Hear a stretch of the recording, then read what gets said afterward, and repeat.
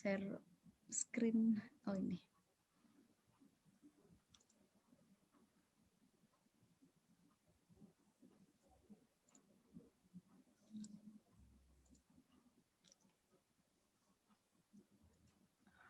Oke, langsung aja. Masih kedengeran ya suara saya? Masih kedengaran? Jelas?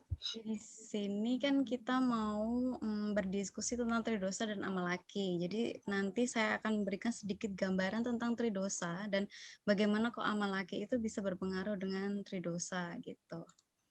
Jadi langsung aja, apa itu tridosa? Di dalam Ayurveda, tridosa itu merupakan fundamental utamanya dalam Ayurveda. Dan seperti yang kita ketahui bahwa itu ada 3, yaitu Vata, Pitta, dan Kapha. Nah, dari sini tridosa ini tidak kita gunakan hanya untuk mendiagnosa suatu penyakit saja, tapi untuk alam pun kita juga melihatnya dari dasar-dasar tridosa ini. Kenapa kok bisa begitu? Ya dari sini ini ada aspek-aspek penting atau gabungan-gabungan dari 5 komponen penting yang ada di bumi ini. Biasa kita sebut dengan panca mahabhuta kalau di India kita sebutnya, tapi biar lebih enak kita sebut dengan 5 komponen saja ya. Di sini ada komponen ruangan, eter, angin, air, dan api, tanah, seperti itu. Jadi di sini tridosa itu merupakan kombinasi dari kelima komponen ini. Setiap tridosa ini terdapat kelimanya, tapi yang paling unggul itu hanya ada 2. Seperti misalnya ini untuk wakta, tapi ini sudah paten untuk Vata, Pitta, dan Kapha. Komponen ini adalah komponen yang paten, yang menjadi rumus utama kita lah intinya. Jadi misalnya kayak Vata. Vata ini merupakan kombinasi dari ruangan atau eter dan angin. Lalu Pitta dari air dan api, Kapha itu dari tanah dan air. Kenapa kok bisa hanya ruangan dan air, angin seperti itu? Karena dari sini udah paten, jadi dengan adanya 5 komponen ini kita bisa membedakan apa sih itu Vata, apa Pitta, dan apa itu Kapha, seperti itu. Lalu kita langsung ke sifat umum dari tridosa. Dari komponen-komponen tersebut kita bisa mendapat garis sifat-sifat umum bagaimana itu Vata, bagaimana Pitta, dan bagaimana Kapha. Di sini sudah juga sebagai dasar juga sifat-sifatnya ini secara umum dan ini juga sudah seperti paten. Seperti misalnya sifat umumnya Vata yaitu ringan, kasar, dingin, kecil, dan aktif. Bagaimana kok bisa mempunyai sifat ini? Karena dari komponen ini, yaitu komponen ruangan dan angin. Kalau ringan, angin dan ruangan, itu kan tidak ada masanya. Maksudnya masanya mungkin ada, tapi lebih kecil dan lebih sedikit daripada komponen yang lain. Jadi Vata mempunyai sifat ringan. Terus kasar. Kasar adalah komponen yang diambil dari sifat anginnya. Jadi kalau semuanya kita membuat adonan, itu kan kalau tidak ada angin, nggak mungkin adonan kita menjadi kasar. Seperti itu. Jadi kalau misalnya kalau kulit kita tidak terkena angin terus, kan kulit kita juga nggak akan jadi kasar. Jadi sifat umumnya Vata, karena adanya angin, itu akan memberikan sifat kasar secara umum gitu. Lalu dingin. Dingin juga diambil dari sifatnya angin. Kecil. Kecil yang seperti kita ketahui bahwa ruangan dan angin kan tidak dapat kita raba. Jadi ya Vata itu sifatnya sangat minut, sangat kecil seperti itu. Lalu aktif. Aktif tentu saja berasal dari angin. Karena adanya angin, sesuatu itu akan selalu bergerak gitu. Lalu kita ke Pitta. Untuk air, untuk Pitta ini kan kombinasinya dari air dan api. Dari sini sifat umum Pitta yaitu agak berminyak, agak panas, agak halus, agak tajam, agak ringan, dan agak bersifat mengalir atau berbentuk cairan. Kenapa kok di Pitta ini semuanya agak? Karena dari Vata, Pitta, Kapha ini yang paling moderate yang tidak terlalu, maksudnya moderate dari ketiganya itu adalah pita. Jadi pita itu juga tidak terlalu berminyak, tidak terlalu kasar, seperti itu. Berminyaknya ini karena apa? Karena adanya air. Terus panas tentu saja. Pita itu yang paling utama adalah api, jadi sifatnya pita panas. Lalu halus, tentu saja halus itu karena adanya air. Dan tajam, tajam karena adanya api. Ringan, ringan ini dari api karena dibandingkan dengan kava, pita itu lebih ringan. Tapi wata itu yang paling ringan, seperti itu. Terus bersifat mengalir atau berbentuk cairan, tentu saja karena berasal dari air gitu. Terus untuk kava ini dari tanah dan air. Ini adalah komponen yang paling berat. Jadi di sini sifat umum dari kava yaitu paling berminyak, terus dingin dari air, terus berat. Beratnya karena kombinasi dari tanah dan air, terus lambat. Karena berat, seseorang itu akan lambat kalau mempunyai sifat kava. Terus halus, halusnya juga berasal dari air, terus licin dan stabil. Dengan adanya berat, sesuatu benda yang mempunyai berat akan mempunyai stabil. Jadi gerakannya itu lebih stabil daripada sesuatu yang memiliki massa ringan. Seperti itu. Untuk selanjutnya, kita bahas tentang tridosa dan rasa. Kenapa kok saya bahas tridosa dan rasa? Apa sih pentingnya rasa? Karena di sini kan kita mau membahas tentang amalaki, suatu obat. Jadi dalam Ayurveda itu kalau membahas tentang obat, kita pasti membahas tentang rasa dan action-nya. Gitu. Jadi di dalam Ayurveda, rasa itu ada 6, yaitu manis, asam, asin, sepat, pedas, dan pahit. Nah, dari sini pun rasa itu juga merupakan kombinasi dari semua kelima komponen yang sudah saya jelaskan pertama tadi. Namun di setiap rasa itu pasti ada satu komponen atau dua komponen yang lebih menonjol gitu. Dan ini pun juga sudah seperti paten untuk komponennya. Misalnya ini manis. Untuk manis itu komponen yang paling menonjol adalah air. Terus untuk asam itu komponen yang paling menonjol adalah api dan air. Karena asam kan kalau seumpamanya kita makan makanan yang asam itu bisa membuatkan kita gastrik atau apa. Nah itu juga karena adanya api. Seperti itu. Lalu asin, asin itu juga api. Oleh karenanya asin itu juga bisa membuat power pencernaan kita itu lebih meningkat karena mempunyai api di sini gitu. Terus rasa sepat. Jadi di sini rasa sepat itu lebih dominan ke tanah, angin, dan ruangan. Karena dengan adanya rasa sepat-sepat kalau kita makan buah salak gitu kan, kita bisa dapat konstipasi, susah buang air besar. Itu karena adanya komponen tanah yang membuat pencernaan itu lebih berat dalam mencerna makanan. Seperti itu. Lalu pedas, tentu saja pedas itu komponen yang paling menonjol adalah api. Dan rasa pahit. Itu rasa pahit juga berasal dari komponen tanah dan ruangan. Karena di sini sudah paten, jadi dari sini kita langsung bisa mengambil ke ini pengaruhnya rasa dan dosa. Kenapa kok berpengaruh? Karena di sini kan tadi ada air, api, angin, ruangan. Itu kan sudah paten dengan tridosa yang sudah kita jelaskan tadi. Jadi kalau seumpamanya manis itu akan menurunkan kapasitas pita. Karena apa? Dari awal tadi pita itu mempunyai dominan di api.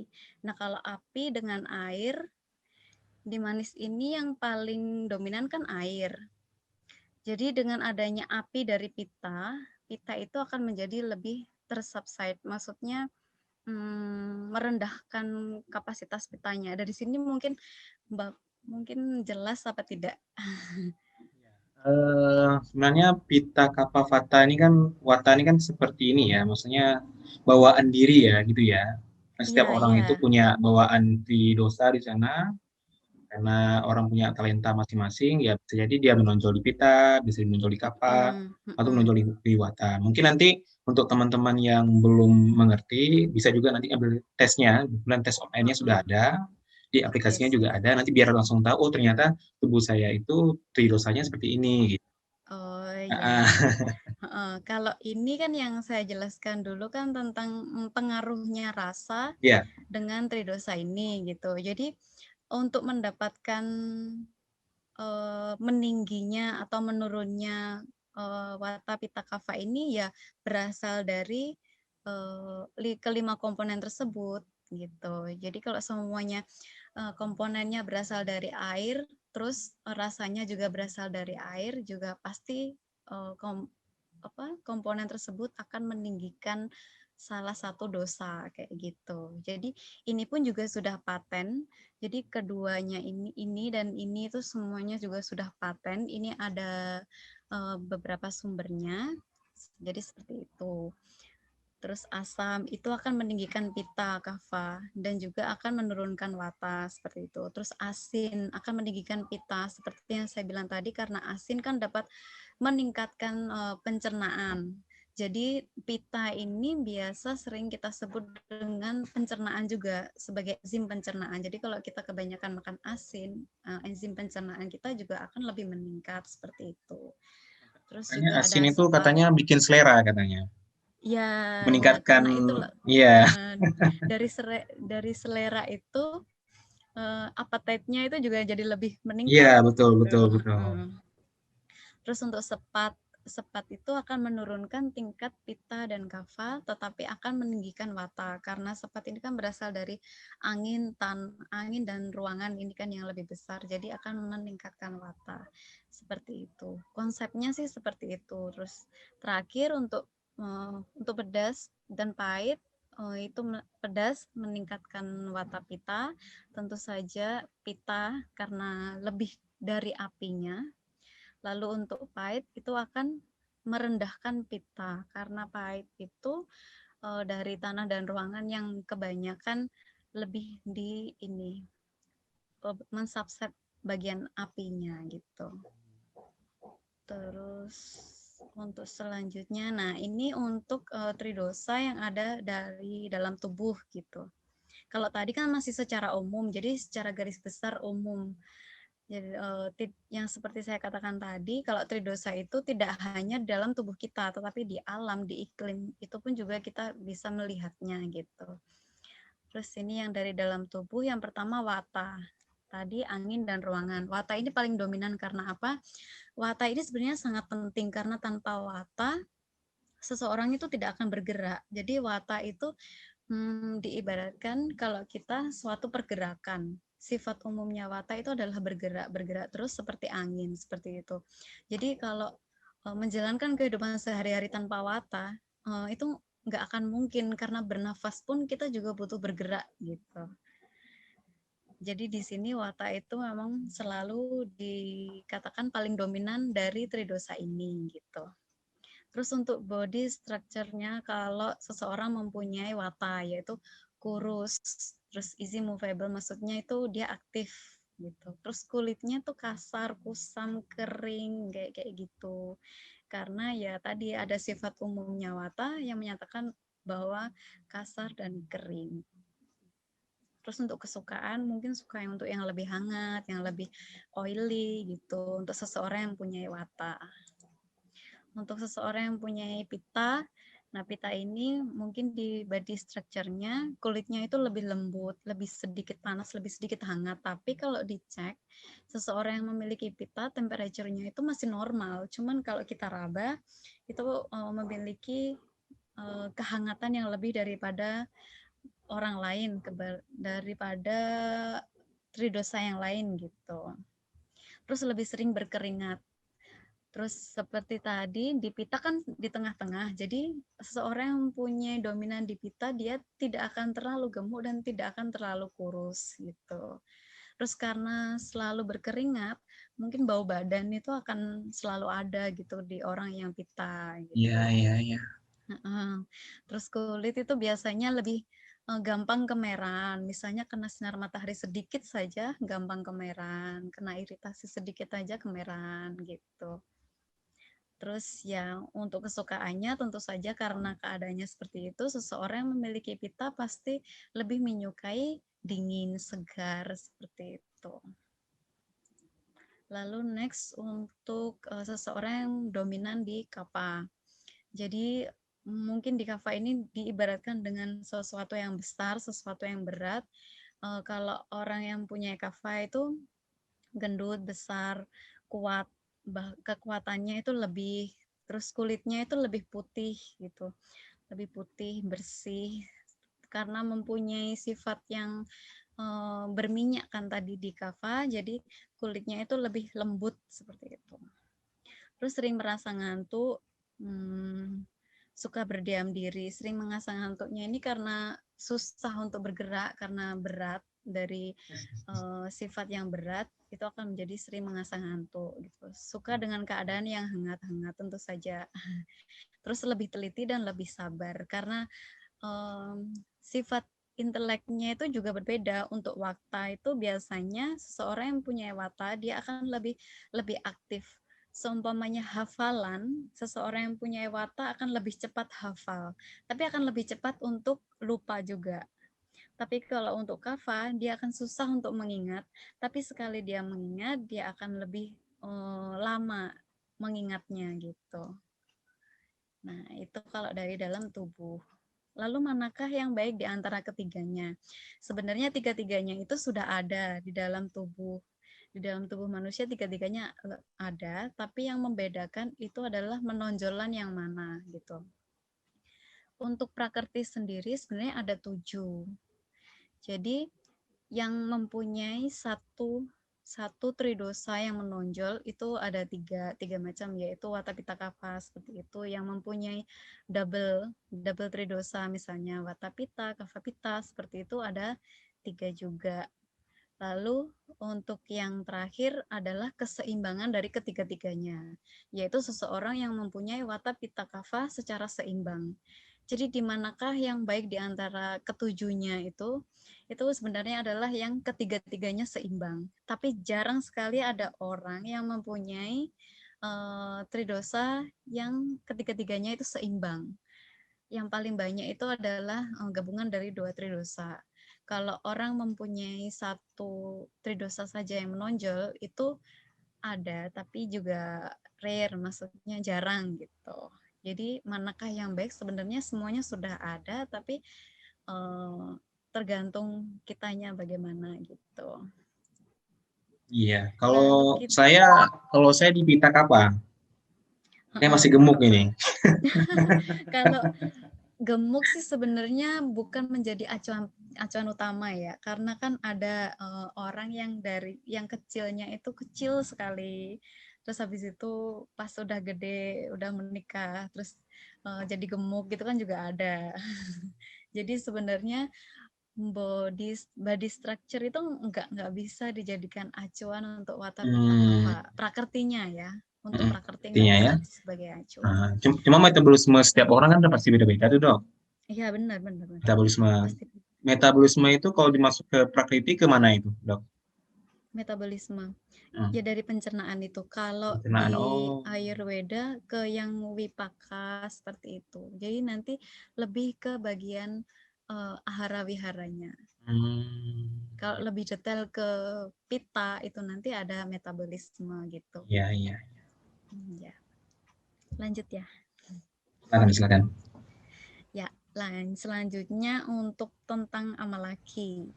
Jadi yang mungkin Bapak Ibu sudah konsumsi amalaki. Jadi apa sih sebenarnya amalaki ini? Amalaki ini kalau di India itu seperti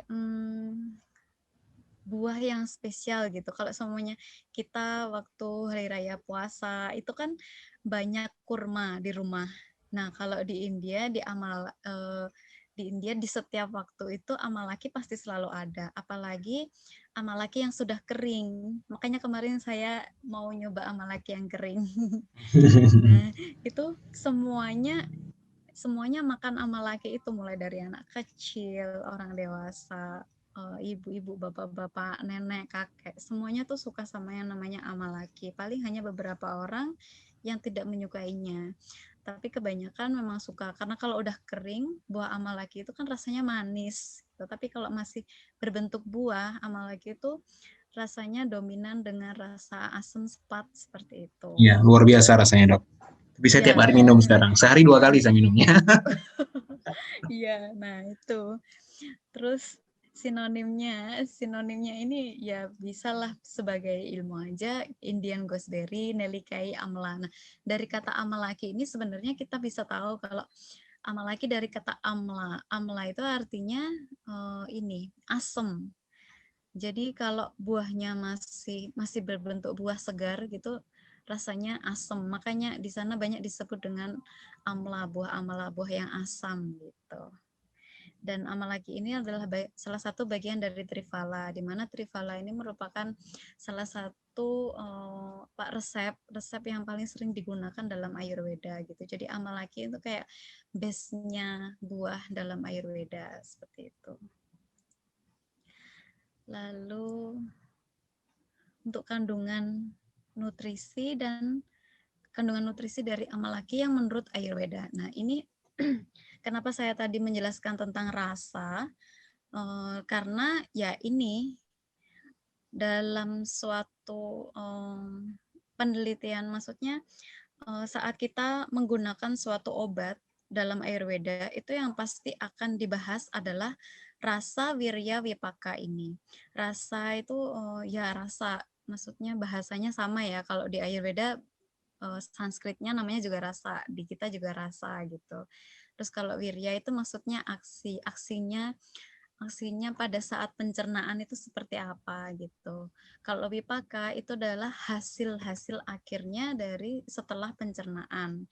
Itu yang selalu diubek-ubek saat kita mempelajari tentang suatu obat, pasti ketiga-tiganya itu gitu. Jadi ini rasa. Jadi istimewanya amalaki, buah ini mempunyai 5 rasa. Jadi di semua buku Ayurveda, buah ini mempunyai 5 rasa. Dari ke-6 rasa yang disetujui oleh Ayurveda, hanya 1 rasa yang tidak ada di amalaki, yaitu rasa asin. Tapi untuk semua rasa itu ada, mulai dari manis, asam, pedas, pahit. Pedas pun sebenarnya ada, tapi sangat sedikit gitu. Pahit dan sepat. Kalau kita makan buah amalaki yang masih muda, rasa asam itu yang dominan, kemudian sepat yang dominan, kemudian asam, terus lama-kelamaan akan menjadi manis. Setelah manis, pedas dan pahitnya itu mengikuti, ada yang bisa merasakan, ada yang tidak gitu. Saya kerasa Jadi pedasnya, Dok, dikit. Dikit aja. dikit ada. Di kerongkongan tapi, nggak di lidah, di Oh kerongkongan. iya, biasanya di sini apa ulu hati. Dari situlah istimewanya amalaki. Terus untuk wiryanya itu cooling, maksudnya saat pencernaan buah amalaki ini akan memberikan efek dingin di pencernaan. Jadi kan ada yang bertanya, buahnya ini kan asam, ada yang bisa bikin gastrik apa enggak kayak gitu kan. Sebenarnya tidak membuat gastrik, malah mensubset gastriknya karena Gastrik itu action, asam lambung, Dok ya? ya asam lambung, asam lambung. Jadi dengan actionnya yang cooling memberikan sensasi dingin lah intinya di dalam lambung, itu malah akan mensubside asam lambungnya gitu. Jadi tidak akan membuat asam lambung naik seperti itu. Terus untuk wipakanya bersifat manis. Karena apa? Ya karena tadi untuk rasa awal dari amalaki itu yang paling dominan adalah sepat dan manis gitu. Jadi kalau buah ya, maksudnya buah yang ini masih fresh gitu, itu akan memberikan wipaka atau hasil akhir manis seperti itu. Terus untuk dosanya untuk balancing all dosa, especially vita. Maksudnya ini akan memberikan keseimbangan dari tridosa tersebut gitu.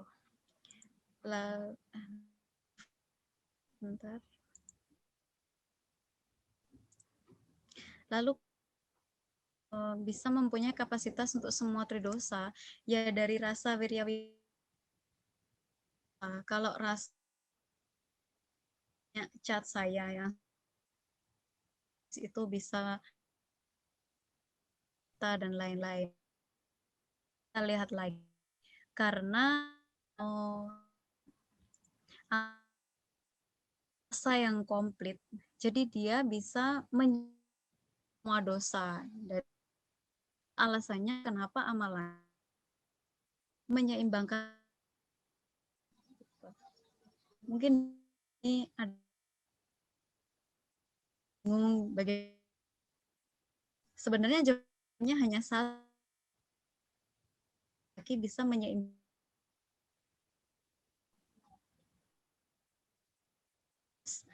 Kalau Rianya juga Madura Ria yang paling sahabat, maksudnya Wirya dari Madura rasa manis dengan Wirya bisa membantu pencernaan kita. Kalau seumpamanya terganggu bisa terbaiki kayak gitu. Kalau misalnya juga lebih dengan ada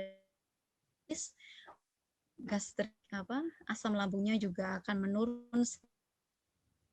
Dari Wipaka tadi jelas mungkin rasanya juga manis kayak gitu. Ya, ini yang terakhir secara umum saudara-saudara udah tahu ya bahwa kandungan gizi secara umum amalaki itu kaya sekali akan vitamin C yang bisa sebagai antioksidan, zinc kayak gitu. Dengan buah kandung amalaki. Terus untuk vitamin E itu tentu saja untuk menyehatkan, langsung ada asam amino ini dan menurunkan kadar kolesterol jahat, kadar di subside gitu.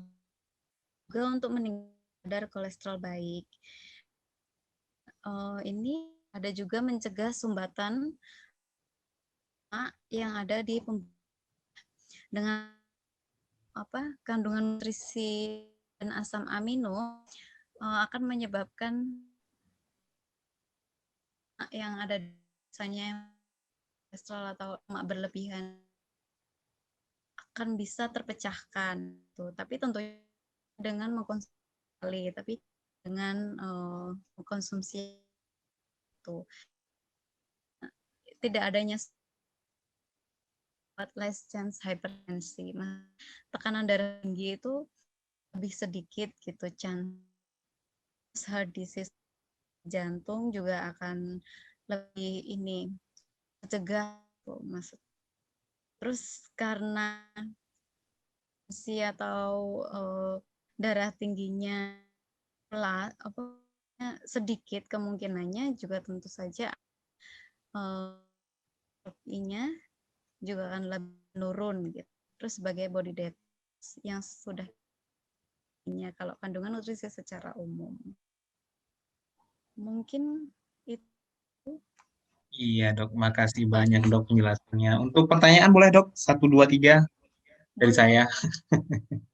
lah. Pertanyaan pertama, memang tadi amalaki udah karena dia punya 5 dari 6 rasa, maka sehingga dia bisa menyeimbangkan si tridosanya gitu. Pertanyaan saya, kalau misalnya kita itu udah terlanjur tinggi di satu titik, misalnya di satu tridosa gitu, apakah dengan mengkonsumsi amla kemudian malah jadi tidak seimbang gitu? Bisa kebanyakan konsumsi gitu misalnya. Kalau itu menurut saya enggak gitu. Kadang keluar atau kelima rasa keluar itu kayak dengan tubuh kita udah kebanyakan gula gitu. Tapi punya rasa ini jadi di situ mereka saling menguntungkan. Yang tadi komponen rasa paten tadi, mereka kan juga saling menyeimbangkan. Ada rasa yang mempunyai komponen api. Nah, itu dengan adanya dia kan seperti itu. Maksudnya obat-obatan atau buah-buahan biasanya nggak hanya ada satu rasa. Semua sebenarnya itu ada beberapa, satu atau dua. Nah, dari sini mereka kalau di pencernaan mereka kan gitu. Kalau lagi sih menurut aman-aman saja kalau dikonsumsi ya, entah fruit yang udah kering, atau buah yang fresh gitu. Mana aja kok. Saja pasti ada efeknya. Maksudnya kalau kita kebanyakan mengkonsumsi itu semuanya pasti ada efeknya. Kita kebanyakan tidur aja ada efeknya. Kebanyakan makan juga ada Iya, efeknya. benar-benar. Jadi kalau memakan buah amalaki juga langsung sekali makan 1000 biji atau langsung 1 kilo kan pasti ada efeknya seperti itu. Tapi jika dengan semuanya sesuai dengan takaran itu ini semua sifat-sifatnya atau nutrisinya atau kandungannya itu pasti akan Iya, saling menyeimbangkan gitu. sering makan. Lagian nggak sanggup dok makan 1 kilo, Nah, makan ya, 3 biji aja makanya udah nggak kuat itu. gak kuat. Wah, 3 biji nggak kuat. Aduh, teman saya itu sekali makan kalau naik naik di pohonnya itu bisa habis banyak gitu. Gila, itu kayaknya lidahnya kuat banget itu kayaknya. Ya, karena sudah terbiasa mungkin ya. Iya, Hmm. ya. Terus pertanyaan selanjutnya nih dok, Ya, ini kan boleh. kami membuat Amla ini tujuannya kan untuk kayak membantu teman-teman yang punya masalah, misalnya di yang muda, di obesitas, terus yang di umur-umur paruh baya dan sampai dengan tua, itu cenderung ke diabetes sama kolesterol gitu dok ya. Ya. Eh, Gimana sih ceritanya Amla tuh bisa bikin kita apa? Bikin bikin apa ya semacam memberikan solusi lah kepada obesitas, kepada diabetes sama kolesterol. Gimana ceritanya itu? Kalau kolesterol tadi yang seperti saya share tadi yang masalah ini karena adanya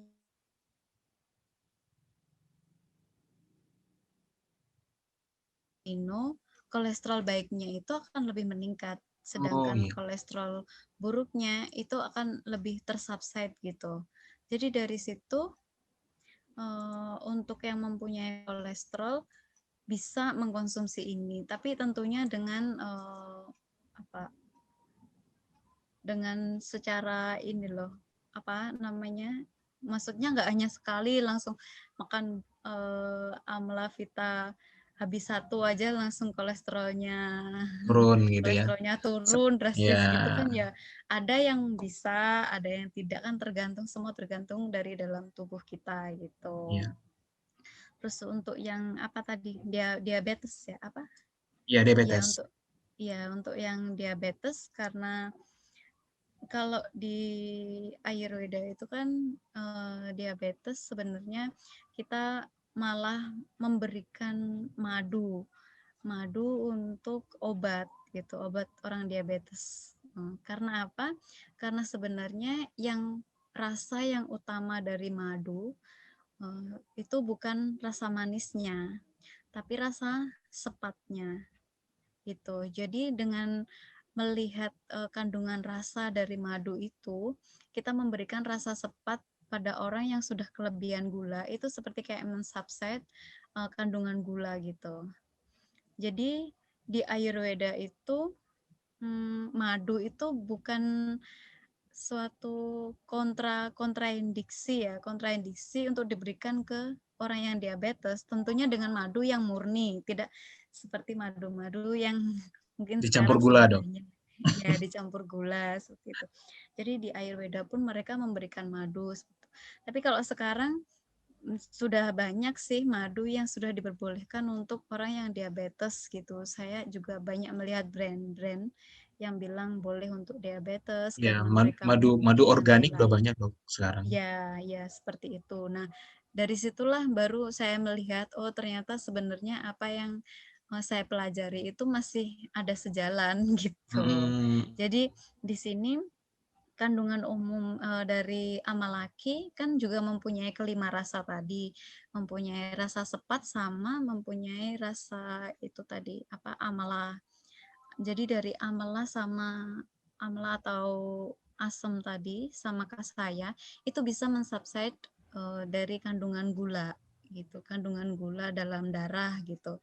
Apalagi juga bisa meningkatkan ini, meningkatkan proses apa flow-nya darah gitu loh. Kalau seumpamanya diabetes kan kadang flow-nya darah untuk ke kapilari yang paling ujung di jari-jari itu kan tersumbat sama gula. Nah, itu bisa sedikit-sedikit bisa mempunyai aksi kayak insulin lah intinya, seperti Mm-mm. itu. Jadi Iya, bisa melancarkan iya, peredaran darah, iya, seperti itu. iya. Kebetulan di kami udah jumpa sama satu orang, dia udah kenal Heeh, AMLA dari 2004 dok. Pas heeh. saya masih SMP udah Terus, kenal AMLA. Saya belum kenal AMLA waktu itu. Dia hmm, konsumsi AMLA dibawain sama mahasiswanya waktu itu. Setelah heeh. dikonsumsi, cara konsumsi memang agak ini ya, maksudnya agak agak saya mungkin nggak kuat gitu. Dia caranya dimakan pelan-pelan terus dihisap rasanya gitu. Ya, Kayak makan ya, permen gitu kan. ya. Nah, untungnya dengan beliau konsumsi kayak gitu ternyata selagi beliau konsumsi AMLA, AMLA Heeh, seperti itu ternyata beliau gula darahnya terkontrol. heeh. Sembari itu ternyata beliau nggak perlu suntik insulin. Nah, itu, Nah, heeh. itu yang Iya. testimoni dari beliau. Nah, Oh, dan gitu. sekarang beliau juga udah jadi pelanggan tetap Amla Vita. Oh, gitu. Ya. Ya, itulah kenapa kok Amalaki menjadi yang best karena ya itu tadi alasannya dari rasa. Rasanya itu sebenarnya lengkap gitu. Mm, Jadi ya ya, saling saling mengisi dan saling saling mengisi melengkapi. dan saling melengkapi ya. Saya Hmm. membayangkan rasa ini kan kalau secara apa ya, secara kimia ya, secara kimia Mm-mm. molekul gini. Mm-mm. Pasti kalau protein, asam amino punya pH Mm-mm. sendiri gitu kan. Iya. Terus kemudian kalau dia mineral, basah ya kan, mineral kan cenderung basah tuh. Mm-mm. Nah, itu biasanya dekat sama pahit tuh biasanya. Mm-mm. Jadi makanya setiap ketika sebuah makanan itu punya banyak rasa, itu sebenarnya dia punya banyak molekul-molekul kimia yang kalau kita makan itu akan menyehatkan kita. Itu mungkin tinjauan dari analisis saya gitu dok. Nggak mungkin kan Mm-mm. rasa itu hanya sekedar rasa, pasti di dalamnya ada sesuatu gitu. Dan ternyata Iya, AMLA itu iya. pas kita cek banyak sekali, ada asam ininya, ada termasuk yang Mm-mm. tinggi asam galat kalau nggak salah. Mm-mm. Asam galat itu Itu juga asam garam. membantu membantu untuk ke apa anti anti aging juga. Anjing. Uh, Mm-mm. Maka nggak heran kalau misalnya orang di Korea, di Jepang, ketika udah makan-makan amla, ternyata awet muda mereka. Iya. Iya. Iya, saya pun juga gitu. Banyak sekali tuh kalau di tempat saya di hostel itu banyak sekali pohon-pohon amala dan nggak cewek, nggak cowok, semuanya tuh pada manjat. Nggak, maksudnya nggak ngelihat mereka itu, mereka udah tua, mereka gini-gini. Nggak peduli. Mereka yang penting ada amalaki, udah mateng, ya udah kita ambil gitu. Jadi, Saya kalau kalau buahnya udah coklat baru ambil makan dok. Kalau masih hijau oh, kayak nggak berani.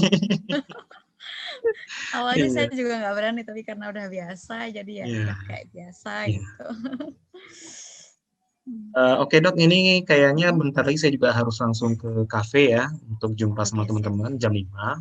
Mungkin Oke, siap. pertanyaan terakhir dari saya itu ini kan Ayurveda ini kan nggak hanya sekedar apa ya, hanya sekedar ilmu, tapi juga menjadi cara hidup secara holistik gitu dok ya. Iya, iya Pas benar. saya cek aplikasi Ayurveda, ternyata Ayurveda juga punya semacam apa ya, semacam aktivitas fisik yang Mm-mm. namanya itu yoga gitu. Saya juga kaget, ternyata Iya, Ayurveda itu ada kaitannya sama yoga. Atau jangan-jangan ada. itu, jangan-jangan mereka temenan gitu. Temen, kalau di silabus itu di kelas 3 kita wajib wajib bisa yoga gitu. Dokter bisa yoga juga? Bisa, bisa. Bisa, Wajib. wajib bisa. Ya, soalnya Sampai sampai gerakan-gerakan lenturnya juga. enggak sih kalau untuk gerakannya belum nggak bisa ya sempurna karena kan basicnya bukan dari yoga gitu. Hmm, Jadi selentur yang udah ahli-ahli nggak bisa, tapi minimal tahulah, oh ini gerakan yang benar, ini gerakan yang salah. Kan kalau gerakan yang salah nanti bisa bikin sakit kayak gitu. Jadi minimal tahu ininya, basicnya gitu. Iya. Maka boleh dibilang mungkin di India Mm. itu yoga. Kalau Mm. di China mungkin ada Tai Chi gitu ya. Iya, iya. Ya, makanya saya melihat orang-orang ataupun budaya-budaya masyarakat yang punya pola seperti itu, apakah Tai Chi, apakah yoga, kemudian apa, itu sepertinya cenderung lebih sehat ketimbang Cenderung budaya lebih orang awet yang muda. gaya sekarang tuh duduk aja, Iya, kerja benar-benar. kantoran, duduk gitu kan, Iya. pergi pagi pulang malam olahraganya lupa gitu. Benar. Kan sekarang sudah banyak sekali ini praktisi-praktisi yoga. Jadi Benar. artis-artis sudah balik ke yoga, semuanya yoga, yoga, yoga gitu. Mm-mm. Nah, Karena mungkin bisa jadi mereka mengerti yoga tapi kayaknya sih belum kenal Ayurveda, Dok.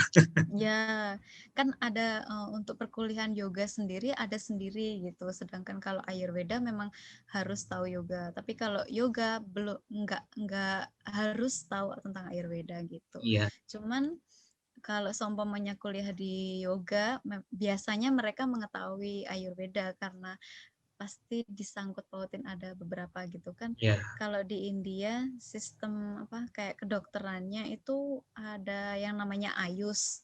Ayus itu adalah yang mengatur tentang kedokteran-kedokteran di sana gitu loh, kedokteran tradisional. A-nya itu dari Ayurveda, Y-nya itu dari Yunani kayak gitu. Ayus, Y-nya dari yoga, U-nya dari Yunani, terus H-nya itu dari homeopati, S-nya itu dari Sida. Jadi dari berbagai macam bentuk pengobatan mereka menggabungkan jadi satu jadi Ayus itu. Iya, iya, iya. Jadi kayak Kementerian Kesehatannya mereka begitu ya, Iya, Dok? iya Iya, kayak Kementerian Kesehatannya seperti itu, tapi kesehatan yang tradisional. internasional ya. Hmm. Walaupun kita perhatikan sekarang kan, maksudnya bukan kita tidak apa ya, tidak percaya dengan medis gitu, Dok ya. Karena Mm-mm. bagi saya melihat medis itu diperlukan ketika kita menghadapi situasi emergensi.